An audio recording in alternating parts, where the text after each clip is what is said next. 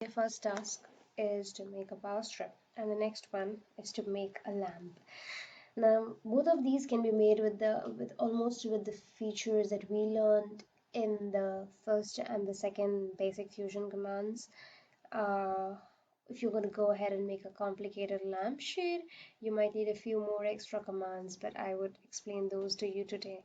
At the end of the day, most of the commands that you're going to use depends majorly on your thought process, your design process, and most importantly, on how simply you kind of make a complex design. So, the first thing is a power strip. So, I took up a power strip for model. I'm gonna try making this really simple one. Um, I'm going to explain the really simple one, but I'm going to try making this one, this kind of notchy of the cross section. So this one, it's really simple. It's just a cuboid, all right? It's a cuboid. It has a few notches, or rather your sockets, and a switch, right? Now, to model the switch, now the easiest way to do this, extrude, draw a rectangle and extrude, you get the basic structure. Then draw these notches. The notches are more, they're not just going to be circles, they're going to be, sorry, they are going to be something like this. So you create a tiny square, extrude it upwards for like 1 mm, and then on top of that you're going to make these holes, and then you're going to have them here. Now when you make them in these, you don't really have to make all of them. Use the linear pattern command that we have spoke, or rather as Fusion likes to call it, um,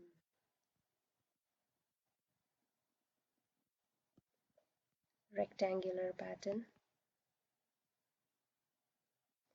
Once we do that, your I'm sorry, where's my, yeah, once we do that, this is almost ready except for the wire. This is nothing but the pipe command. So make this, join it over here, and make the pipe command, and your uh, box is all ready. And for the slightly different shape that we saw, um, the trick lies in the design. So I'm gonna go ahead. I don't like the sketch. I'm gonna downsave.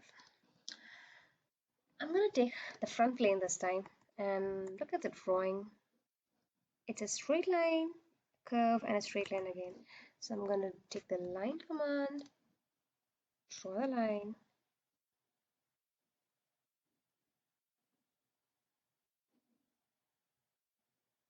This is how it would look from the side, but it's more smoother, which means I'm going to use the fillet command, make it kind of smooth over here, and I'm going to open the sketch palette and hide the constraints because I don't need them right now. I'm going to click fillet.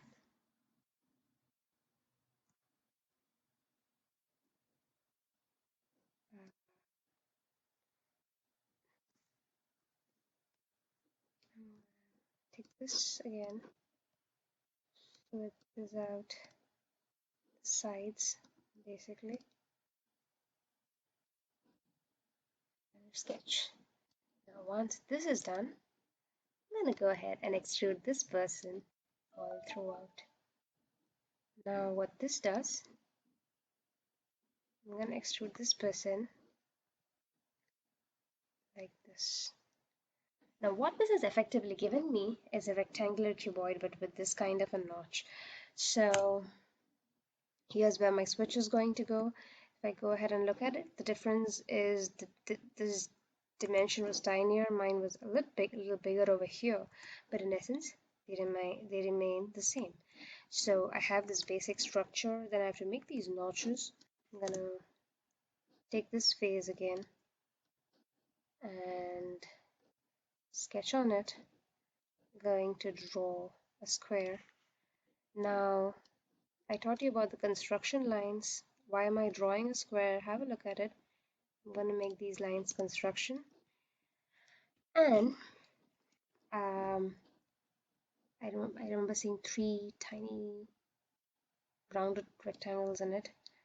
I'm going to make 3 slots. The slot command will make, just draw a line and it would make a slot about that. And those were exactly the kind of slots we saw. I would highly recommend measuring out the distances, giving and putting them in. But if I said to do that in this video, it would become pretty lengthy. So I'm not going to do that here. No. I am not completely happy with this one. So I'm going to go ahead, use the mirror command, mirror this through this. So now I have this one slot ready.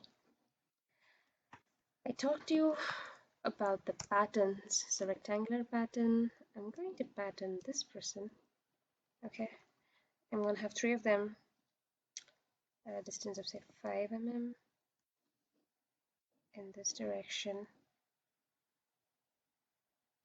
So what Fusion does is you have to give this entire distance where you want it to be split and give the number, so it just divides them over there. So you could either give this or you could just change it from extent to spacing, then you give the spacing in between the next 2 patterns. But I was in the extent one, so I gave the full dimensions and I added these, or because I don't know the dimension, I just got hold of this arrow and pulled them across and just roughly set them where I wanted them to be. Then go ahead and find the dimensions and draw your objects to scale. Now, once this is done, finish the sketch, extrude. This is going to be a cut, and this is going to be your profile. And I'm going to change the direction of your profiles.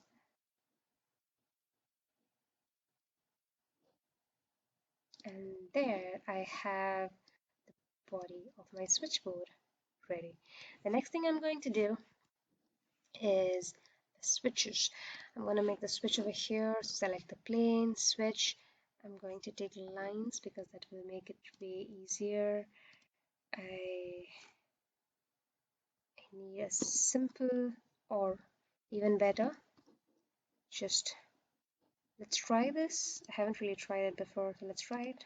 Take a rectangle, finish the sketch, extrude the rectangle, join it with the body so that it remains a single body. I'm not really interested in component analysis as of now, so it's fine. I'm just going to join, but I'm going to give it a tiny taper.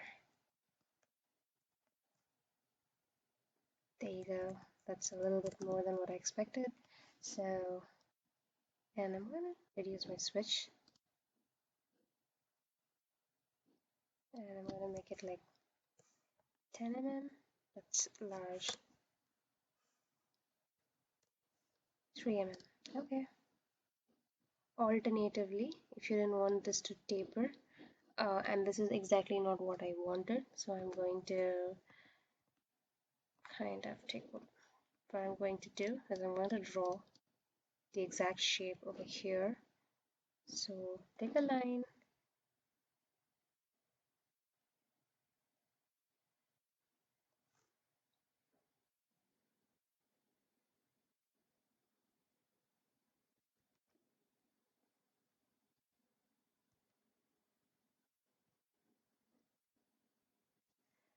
no, should be in a position to move this line because I do not really want a triangle to happen. I take this again, go there, join it. That's it. Now I'm going to finish the sketch and extrude it. This part right up there. Okay. I have a switch ready over here for the object, the wires.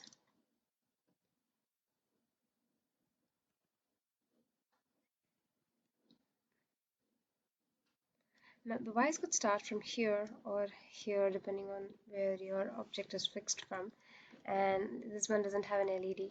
So suppose you want to draw wire, so it's going to come outside this plane, that is along the direction of this plane. So I'm going to sketch here. I'm going to take the fit points line started from your drawing, right? I'm gonna, and let's see now because I started from your drawing, the object is joined, so it's not going to be kind of if I had drawn it on any other plane or randomly, this wouldn't have been joined to this, and then you would have had to use the move command to move the object to this position. I'm gonna go ahead, finish the sketch. I'm gonna use the pipe command, click on it. Okay, it's alright. What just happened? Create pipe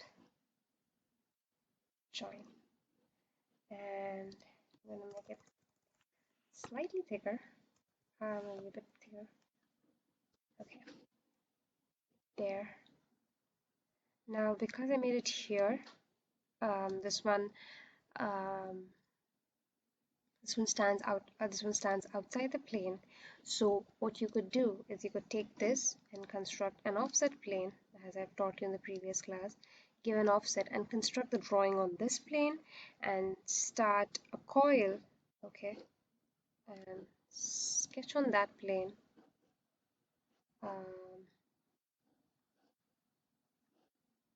And a coil,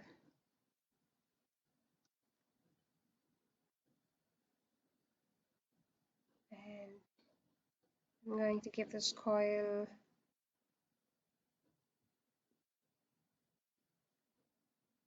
a bit of a taper.